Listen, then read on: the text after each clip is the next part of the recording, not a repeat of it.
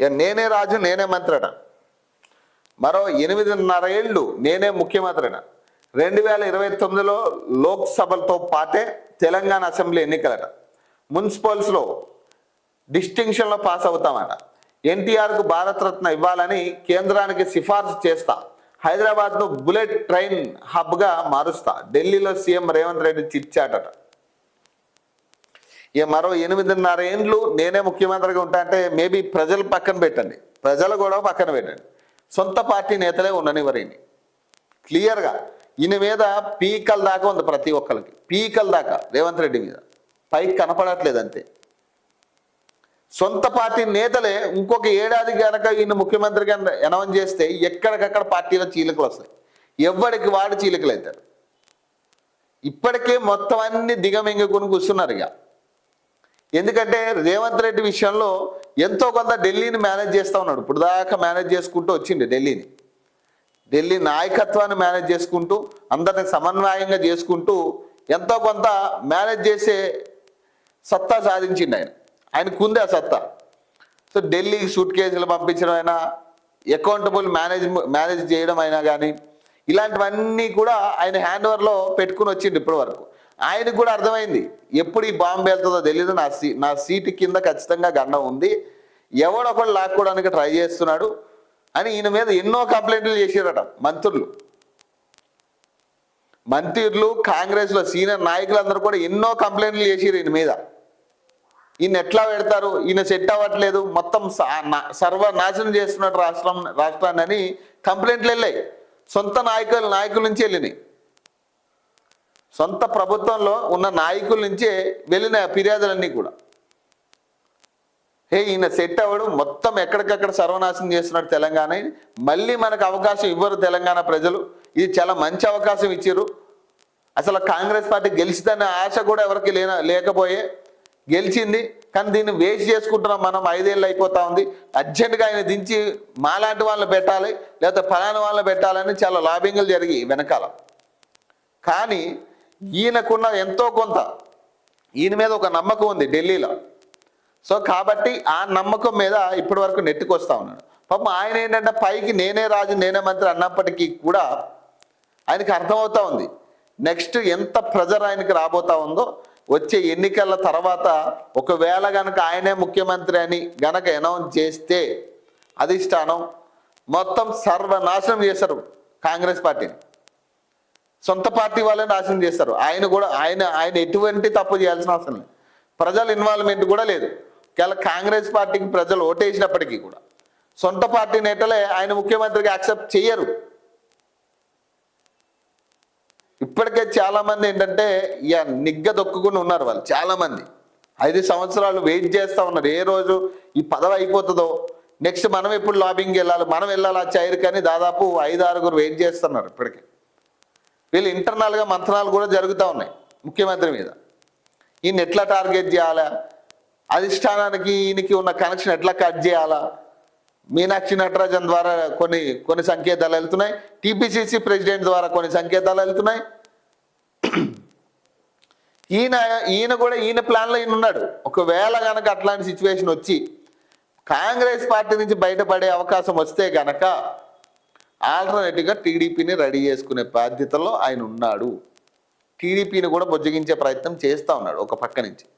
అది కాదు అని చెప్పడానికి లేదు, ఇండైరెక్ట్గా టీడీపీని బుజ్జగించే ప్రయత్నం రేవంత్ రెడ్డి చేస్తూ ఉన్నాడు అన్ని విషయాల్లో కూడా. కాబట్టి సో ఇక్కడ కూడా చూడండి, ఎన్టీఆర్కు భారతరత్న ఇవ్వాలని కేంద్రానికి సిఫార్సు చేస్తాట.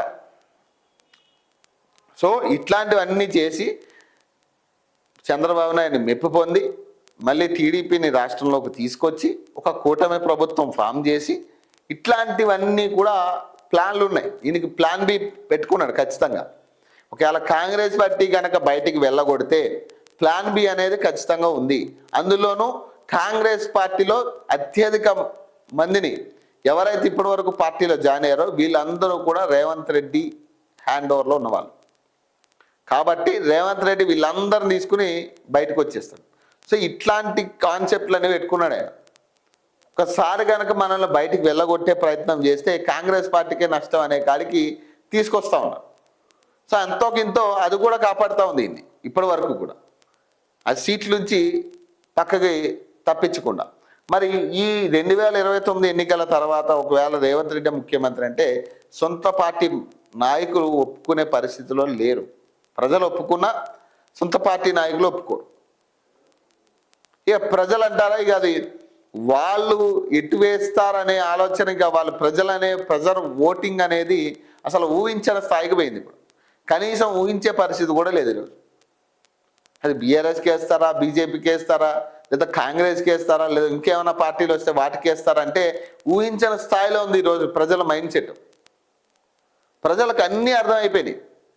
కొన్ని మీడియా ఛానల్స్ ఏదో సపోర్ట్ చేసో ప్రమోషన్స్ ఏదో చేస్తున్నప్పటికీ కూడా ప్రజలకు క్లియర్గా అర్థమవుతుంది వాళ్ళు ఏ ఛానల్ ఎవరికి సపోర్ట్ చేస్తుంది అనేది క్లియర్గా. కాబట్టి ఈ రోజుల్లో ప్రజా నాడి అనేది అసలు ఎవ్వరు పట్టుకునే పరిస్థితి లేదు. ఈవెన్ సర్వే సంస్థలు కూడా అర్థం కాని విషయాల్లో ఉన్నారు ప్రజలు చాలామంది. సర్వే సంస్థలు పలానా పార్టీ గెలుస్తుందని ఇచ్చినప్పటికీ కూడా గెలిచే పరిస్థితి లేదు. పెద్ద సర్వే సంస్థలే ఈ విషయంలో ఫెయిల్ అయిన సిచ్యువేషన్స్ ఉన్నాయి. అలాంటి ఏంటంటే సర్వే సంస్థలు కూడా వీటిని టాలీ చేసే పరిస్థితి లేదు. ప్రజలు ఎవరికి ఓటేసే పరిస్థితి ఉందని. సో ఇలాంటి సిచ్యువేషన్స్లో మళ్ళీ నేనే గెలుస్తా, మళ్ళీ 8 ఏళ్ళు నేనే ఉంటా, తర్వాత మళ్ళీ నేనే ముఖ్యమంత్రిని అవుతా అంటే అది సొంత పార్టీ ఒప్పుకోదు. ప్రజలు ఎట్లా తిరస్కరిస్తారనేది చూడాలి. ప్రజలు అంటే ఇప్పుడు దాకా 5 ఏళ్ళు చూసారు. ఈ 5 ఏళ్ళు చూసిన పరిపాలన బట్టి ప్రజలు కూడా ఎవరికి ఓటు వేయబోతున్నారనే ఆలోచన మనమైతే చెప్పలేం. ఎందుకంటే మన వరకు ఏంటంటే మేము గమనించినంత వరకు వ్యతిరేకత అనేది చాలా ఉంది. పథకాల అమలు విషయంలో కూడా చాలా నష్టం జరిగింది. పథకాల విషయంలో కూడా సక్రమంగా ఎక్కడ అమలు చేయట్లే. అయినప్పటికీ కూడా ఎక్కడ చూడండి జూబ్లీహిల్స్ ఉప ఎన్నికల్లో కానీ లేదా స్థానిక సంస్థల్లో కానీ ఎక్కడైనా కానీ ప్రభుత్వ ప్రలోభాలు పెట్టైనా కానీ అక్కడ గెలుస్తూ ఉంది. మరి అలాంటప్పుడు ప్రజా తీర్పు ఎక్కడ జెన్యూన్ అవుతుంది? ఇక ప్రజల ఓట్ బ్యాంక్ కీలకం ఎందుకు అవుతుంది? అవ్వదు కదా. ఇప్పుడు కూడా చూడండి మున్సిపల్ ఎన్నికలు ఉన్నాయి, మున్సిపల్ కార్పొరేషన్ ఎన్నికలు జరిగినాయి. ఈరోజు రిజల్ట్ డే వస్తూ ఉంది. గమనించండి, ఎక్కడైనా కూడా సక్రమంగా జరిగిందని చెప్పుకోవడానికి లేదు. ఈరోజు అన్ని చోట్ల కూడా ఎక్కడో చోట రిగ్గింగ్లు జరిగినవే. ఇంకొక పెద్ద బ్లండర్ అపోహ ఏంటంటే వీళ్ళు అధికారులనే మేనేజ్ చేశారు నేరుగా అనేది. పొంగులేటి శ్రీనివాస్ ఆడియో రిలీజ్ అయింది మొన్న. అధికారులతో మాట్లాడుతూ అధికారులు నేరుగా ఆయనకి ప్రామిస్ చేస్తూ ఉన్నారు. ఏమని? లేదు, ఎట్టి పరిస్థితుల్లో మన ఉద్యోగులందరికీ నేను చెప్పేసిన, ఒక ఉద్యోగ సంఘాల నాయకుడు అంట, గవర్నమెంట్ ఉద్యోగాల సంఘాల నాయకుడు, ఆయన ప్రామిస్ చేస్తూ ఉన్నాడు. లేదు మిమ్మల్ని గెలిపిస్తాం, అందరితో మాట్లాడాం, కాంగ్రెస్ పార్టీ గెలవబోతుందని చెప్తా ఉన్నాడు. అంటే ఇట్లాంటివన్నీ విన్న తర్వాత మాకు అనిపిస్తుంది ఏంటంటే వీళ్ళ అధికారులు కూడా న్యూట్రల్గా ఉండాల్సిన అధికారులు కూడా ఈరోజు అమ్ముడుపోయో లేకపోతే ఇంకొకటో ప్రలోభాలకి లోనయ్యో ఏదో విషయంలో అధికార పార్టీకి సపోర్ట్ చేస్తూ ఉన్నారు. రేపు అధికార పార్టీతో పనులు ఉన్నాయనో, లేకపోతే మనకి ఏదైనా జీతాలు పెంచుతారనా, లేకపోతే ఏదైనా ఉన్నత స్థితికి మనకి ఏమైనా ప్రమోషన్స్ ఇస్తారనా, లేకపోతే ఇంకొకటి ఏదో రకంగా అధికారులు అయితే పార్టీకి, అధికార పార్టీ ఏదైతే ఉందో దానికి సపోర్ట్ చేస్తూ ఉన్నారు. ఇంటర్నల్గా కూడా పోలింగ్ బూతుల్లో కూడా ఈ రిగ్గింగ్ అఫీషియల్గా జరుగుతూ ఉంది. చాలా చోట్ల అఫీషియల్గా డబ్బులు పంచిపెట్టారు. సో ఇవన్నీ చూసిన తర్వాత ఏమవుతుంది, ఓటు వేసేటోడికి కూడా విసుకొచ్చే పరిస్థితి. మన ఓటు పెద్ద వాల్యూ కూడా లేదు అనే కాడికి అయిపోయింది. ఇదివరకు ఏమయ్యేది, ఓటు అంటే చాలా వాల్యూ, మనం ఓటు వేయాలి కంపల్సరీ, ఓటు హక్కు వినియోగించుకోవాలని మనం చెప్పేటోళ్ళం. ఈరోజు ఓటు హక్కు వినియోగించుకున్న పెద్ద ఉపకారం లేనట్టుగానే కనపడతా ఉంది. ఏ పార్టీకి వేసినా ఒక పార్టీకే గెలిచే పరిస్థితి కనపడతా ఉంది. ఎలా అయినా వాళ్ళు ఎవరైతే గెలవాలనుకుంటున్నారో వాళ్ళే గెలుస్తున్నారు తప్పితే ఇక్కడ క్లియర్గా అర్థమవుతుంది ఏంటంటే ఓటు ఎవరికి వేసినా ఒకటే అవుతుంది. కాబట్టి ఈ ముఖ్యమంత్రి 8 ఏళ్ళు ఉంటాడా లేకపోతే ఇంకో అంటే సొంత పార్టీ నేతలే పట్టించుకునే పరిస్థితి లేదు. దాన్ని